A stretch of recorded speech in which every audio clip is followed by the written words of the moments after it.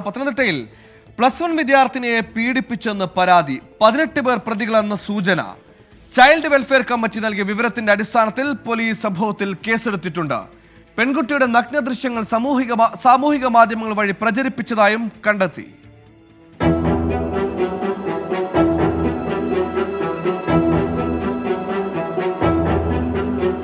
സ്കൂളിൽ പോകാൻ മടി കാണിച്ച പെൺകുട്ടിയെ ചൈൽഡ് വെൽഫെയർ കമ്മിറ്റി കൌൺസിലിംഗിന് വിധേയമാക്കി.